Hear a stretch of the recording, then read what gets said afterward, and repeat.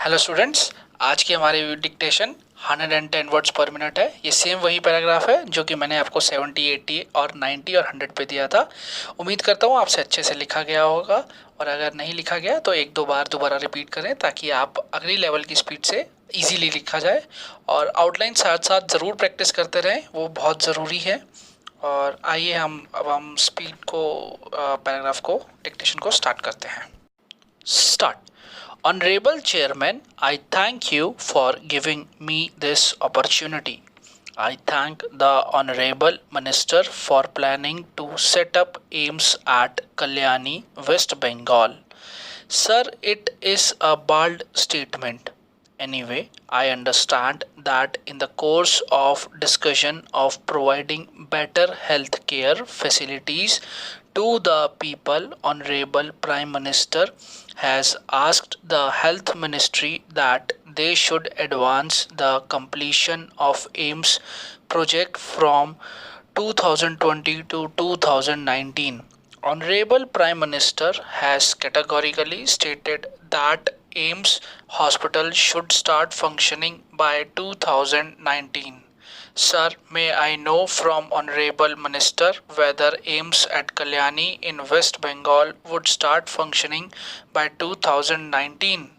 This is my first supplementary. Sir, my second supplementary is this. May I know this from Honorable Minister? While filling up various posts at AIMS Kalyani in West Bengal, would the ministry recruit the local youth? Otherwise, there would be discontentment among the locals. Sir, I would like to say two things here. One, the project has to be completed by September 2020. We are going very fast and we will complete it before time. I cannot specifically say by 2019, but yes, 5-6 months before that is what we can do.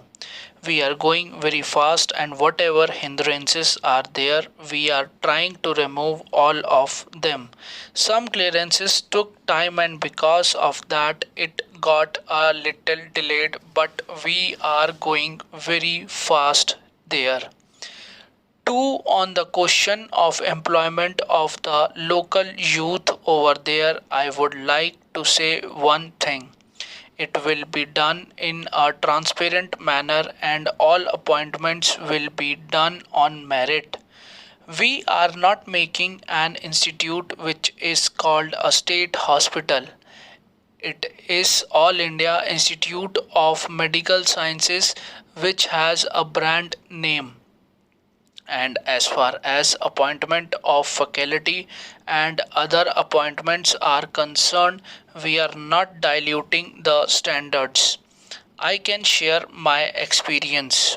If we ask for interview of 40 posts, we are only able to give appointment to 15 to 20. We can dilute the standards and then we say not found fit. As far as the faculty appointment is concerned, we will not dilute the standards. We have to maintain AIMS standards. Sir, thank you for giving me this opportunity. While talking about sanctioning of new AIMS in several states of our country, I would like to intimate this August gathering that unlike the AIMS of Delhi, AIMS of different places are really in bad shape. This is for your information. As AIMS are not under the purview of the Medical Council of India, the regulatory body for other medical colleges, several irregularities are noticed in AIMS. For example, you will be surprised to know that Rishikesh AIMS is running postgraduate degree course. I am asking, sir, Rishikesh AIMS is running postgraduate degree in forensic medicine without having the facility of autopsy, which is simply unbelievable. So my question to the Honorable Minister is, will our government think of bringing AIMS under the purview of Medical Council of India for proper regulation? Sir, the All India Institute of Medical Sciences is established under an Act of Parliament and it is autonomous in nature. The governing body decides about the development of All India Institute of Medical Sciences. I must here categorically say that we are maintaining the same standards in respect of all aims. That is why we got little delayed in it. But we are not diluting the standards and every aims is coming up to the expectation. I can say that surgeries and procedures done there are of high quality. Patients from those areas are not coming to AIMS Delhi because they are being treated there. Sir, in the light of the delays reported from Bihar, Tamil Nadu, and Andhra Pradesh on similar projects, how does the ministry plan to accelerate the West Bengal project? Because the institute was announced in 2005 and immediately the state government had allocated land for the project. Sir, there was a long pending demand for setting up AIMS in Kerala, and the government had made a promise of setting up AIMS there. Accordingly, land is acquired in the district of Calicut. I want to know from the Honorable Minister, is the government going to fulfill the promise that has already been made? Sir, we have decided that we will have AIMS like institution in every state and we are going in a phased manner. In 2014, there were only 6 AIMS operational. Now there are 21 declared AIMS where we are working. Sir, my question is pointed and specific. The minister has given a detailed reply. Earlier, there was a craze amongst fresh graduates on postgraduates to join PSBs. But it has been observed that posts in banks remain vacant for months together. There is a shortage of staff in PSBs. What action is the government proposing to take to fill the gap and differences in the remuneration system in PSBs and private sector banks to attract job seekers to join banking profession, especially in PSBs? Mr. Chairman, sir, this government has made it policy that we would give full autonomy and allow the public sector banks to prepare their requirements, run the process, and give requirement to requisite number of candidates. The government does not interfere in the working of banks and their requirements.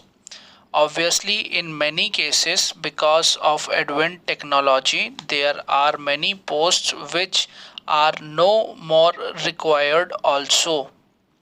The banks are free to take their own decisions as regards remuneration after the 7th pay commission in the central government and state government, and now with various negotiations that every 5 years between the banks and the workmen and staff officers associations, salaries scales in PSBs are also very competitive and very good.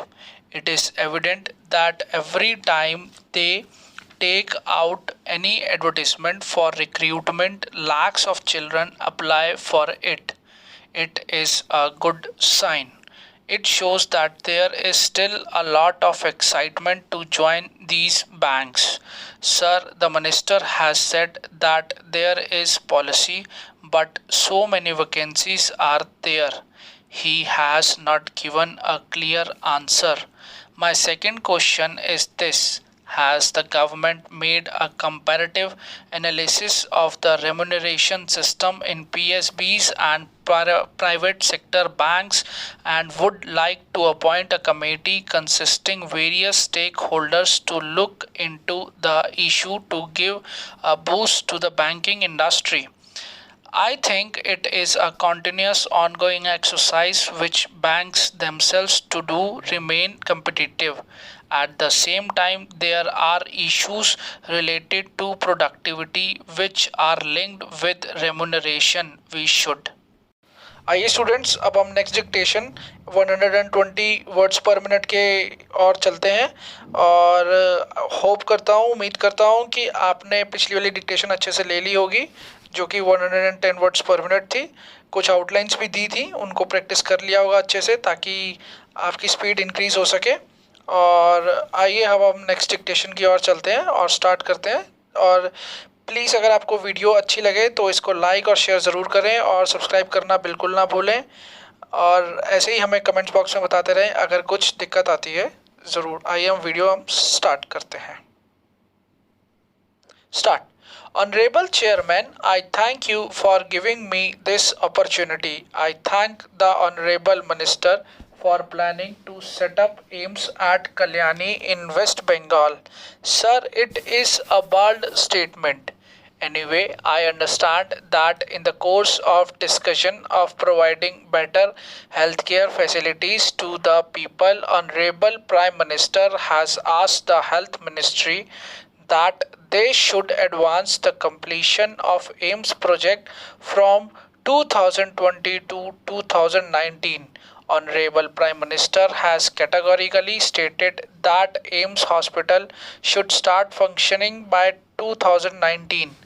Sir, may I know from Honorable Minister whether AIIMS at Kalyani in West Bengal would start functioning by 2019?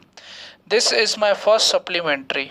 Sir, my second supplementary is this. May I know this from Honorable Minister? While filling up various posts at AIIMS in West Bengal, would the ministry recruit the local youth? Otherwise, there would be discontentment among the locals. Sir, I would like to say two things here. One, the project has to be completed by September 2020. We are going very fast and we will complete it before time. I cannot specifically say by 2019, but yes, 5-6 months before that is what we can do. We are going very fast, and whatever hindrances are there, we are trying to remove all of them. Some clearances took time, and because of that, it got a little delayed, but we are going very fast there. Two, on the question of employment of the local youth over there, I would like to say one thing. It will be done in a transparent manner and all appointments will be done on merit. We are not making an institute which is called a state hospital. It is All India Institute of Medical Sciences which has a brand name. And as far as appointment of faculty and other appointments are concerned, we are not diluting the standards. I can share my experience. If we ask for interview of 40 posts and we are only able to give appointment to 15 to 20, we cannot dilute the standards and then we say not found fit.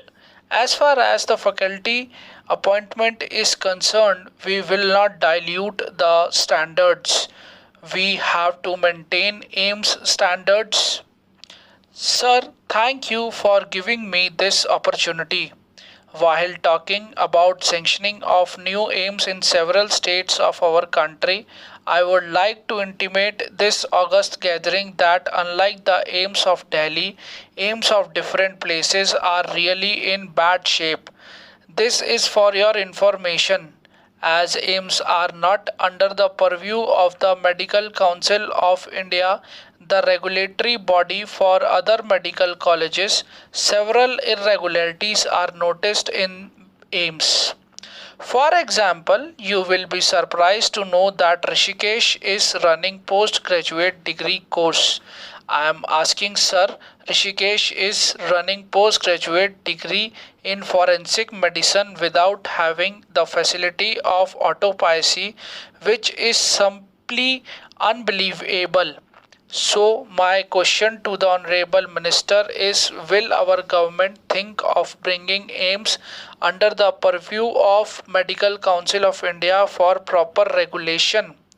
Sir, the All India Institute of Medical Sciences is established under an Act of Parliament and it is autonomous in nature. The governing body decides about the development of All India Institute of Medical Sciences. I must here categorically say that we are maintaining the same standards in respect of all aims. That is why we got a little delayed in it. But we are not diluting the standards and every aims is coming up to the expectation. I can say that surgeries and procedures done there are of high quality. Patients from those areas are not coming to AIMS Delhi because they are being treated there. Sir, in the light of the delays reported from Bihar, Tamil Nadu, and Andhra Pradesh on similar projects, how does the ministry plan to accelerate the West Bengal project? Because the institute was announced in 2005 and immediately the state government had allocated land for the project. Sir, there was a long pending demand for setting up of AIMS in Kerala and the government had made a promise of setting up AIMS there. Accordingly, land is acquired in the district of Calicut. I want to know from the Honorable Minister, is the government going to fulfill the promise that has already been made? Sir, we have decided that we will have aims like institutions in every state and we are going in a phased manner. In 2014, there were only 6 aims operational. Now there are 21 declared aims where we are working. Sir, my question is pointed and specific. The minister has given a detailed reply. Earlier, there was a craze among us fresh graduates and postgraduates to join PSBs. But it has been observed that posts in banks remains vacant for months together. There is a shortage of staff in PSBs, but action is the government proposing to take to fill the gap and differences in the remuneration system in PSBs and private sector banks to attract job seekers to join banking professional in especially PSBs. Mr. Chairman, sir, this government has made it a policy that we would give full autonomy and allow the public sector banks to prepare their requirements, run the process, and give recruitment to requisite number of candidates. The government does not interfere in the working of the banks and their requirements. Obviously, in many cases, because of advanced technology, there are many posts which are no more required also. The banks are free to take their own decisions. As regards remuneration, after the 7th Pay Commission in the central government and state governments, and now with various negotiations that happen every 5 years between the banks and the workmen and staff officers associations, salaries scales in PSBs are also very competitive and very good. It is evident that every time they take out any advertisement for recruitment, lakhs of children apply for it. It is a good sign. It shows that there is still a lot of excitement to join these banks. Sir, the minister has said that there is a policy, but so many vacancies are there. He has not given a clear answer. My second question is this: Has the government made a comparative analysis of the remuneration system in PSBs and private sector banks and would like to appoint a committee consisting various stakeholders to look into the issue to give a boost to the banking industry? I think it is a continuous ongoing exercise which banks themselves do to remain competitive. At the same time, there are issues related to productivity which are linked with remuneration. We should leave it to the banks to decide what is the level of salary that is appropriate, that is competitive in the market. One cannot necessarily always compare private sector is such a vast domain. There would be a new bank, there could be an old bank, there could be a small bank, there could be a large bank. So I think we should stop this differentiation between private and public and rather look at peer comparisons, look at productivity levels, look at technology levels. On those parameters, I think public sector banks pay quite good salaries.